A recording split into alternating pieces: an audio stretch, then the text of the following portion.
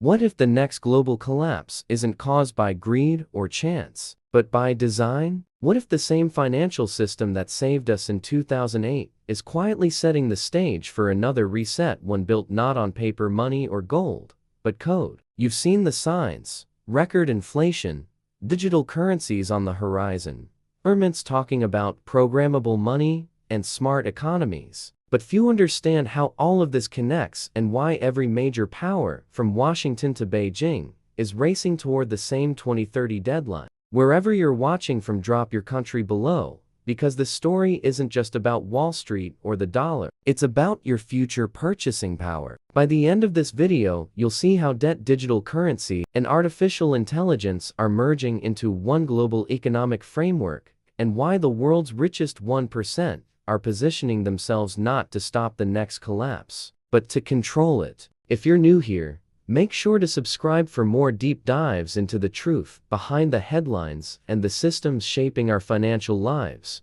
Let's start with the origin of the last reset and why the lessons of 2008 are about to be repeated on a digital scale. To understand where we're headed by 2030, we have to look back to 2008, the last time the world came close to total financial failure. When Lehman Brothers fell, $10 trillion in global wealth evaporated in months. Banks stopped trusting each other, credit froze, and governments around the world rushed to print money. The U.S. Federal Reserve, the European Central Bank, and others unleashed an unprecedented flood of liquidity. They called it quantitative easing. In plain English, they created money out of thin air to keep the system alive. Sound familiar? We saw it again in 2020, during the pandemic, when over $16 trillion in stimulus was pumped into the global economy. This saved jobs, yes, but it also inflated asset prices and deepened inequality. The top 1% saw their wealth soar while ordinary people faced rising costs, stagnant wages, and exploding debt. Sound familiar again? Every crisis now seems to lead to the same outcome.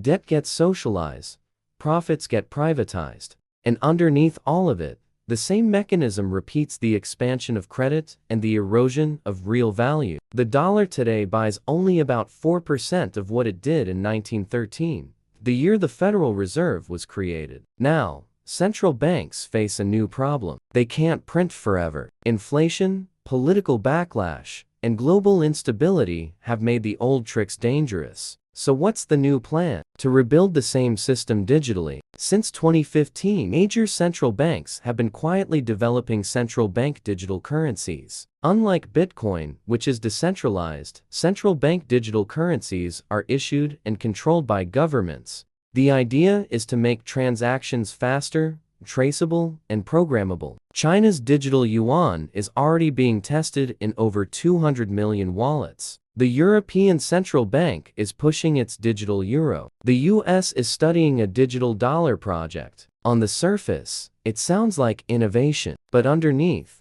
it's the same playbook: control the money, control the economy. When every transaction becomes data, financial policy becomes code. Interest rates, stimulus, and even basic access to funds can be managed in real time. That's the 2030 vision, and it's already being built. Here's the twist few people talk about. Central bank digital currencies aren't just about digital cash, they're about monetary architecture. The same way credit cards reshaped consumer behavior in the 1980s.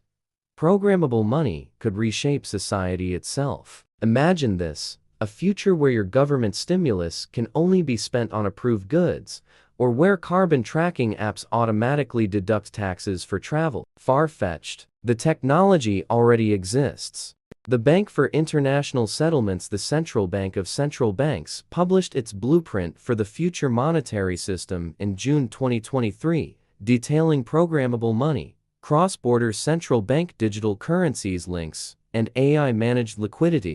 In that world, the line between economic policy and personal freedom blurs. Now, combine that with artificial intelligence. Predictive models can already track spending patterns, forecast economic shocks, and even automate policy responses. By 2030, Many economists expect that major central banks will rely on AI-assisted decision-making for real-time monetary policy. That means the same system that prints your money could also decide how you use it. You won't believe the name leading this global transformation, but it's not a single person. It's a network. From the IMF's Digital Money Roadmap to the World Economic Forum's 2030 vision, the script is already being written. And the receipts? They're wilder than you think. Let's decode how the mechanism actually works and why it matters to you. The shift from traditional currency to digital central bank money has three major phases. Phase 1.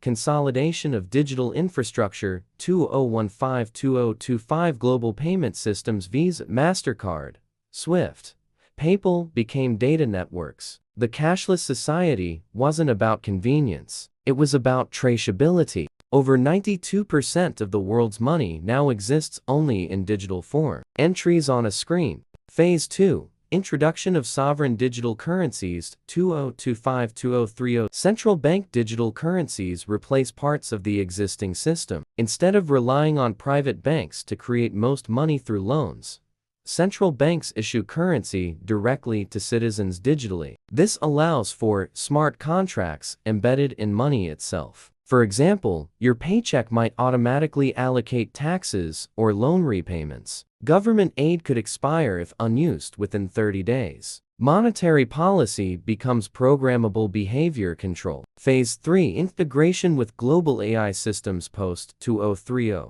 Once data from billions of transactions are centralized, AI models can adjust interest rates or credit conditions instantly with no political debate. Proponents say this will prevent crises. Critics warn it could enable mass financial surveillance or even censorship. The potential scale is staggering. The World Bank estimates that by 2030, over 85% of central banks will issue or pilot a digital currency. In the US alone, over $23 trillion in debt relies on dollar dominance, and digitizing that power secures global leverage. The BIS Innovation Hub has linked over 60 nations in ongoing digital currency experiments. That's not fiction. Those are published figures. The 1% aren't necessarily plotting a collapse, but they are building a system that ensures when collapse happens, control doesn't vanish with it. Because control in modern finance is no longer about owning gold or oil, it's about owning the rails. Whoever controls the code controls the flow. And that brings us to the quiet race now happening between superpowers.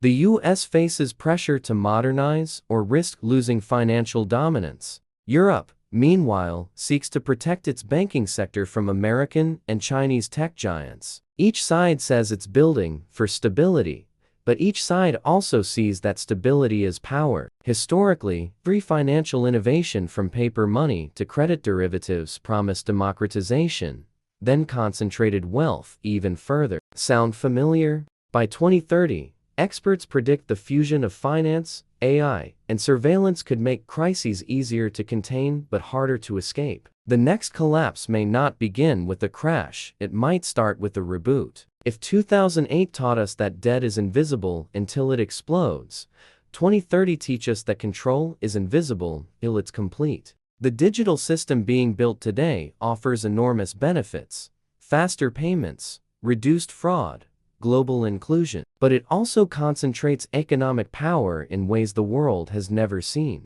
For the average person, this means your financial freedom will increasingly depend on digital access, and digital access can be switched off. We're standing at a crossroads between innovation and dependence, transparency and surveillance. The question isn't whether the system will change, it's who will own it when it does. So as we approach this next decade of transition, it's vital to stay informed, skeptical, and engaged. Learn how money works. Understand how data connects to value. Because whether you believe in conspiracy or coincidence, one thing is certain: the system is changing faster than most people realize. If this breakdown opened your eyes, share it and subscribe for more truth-based documentaries that separate fact from fiction.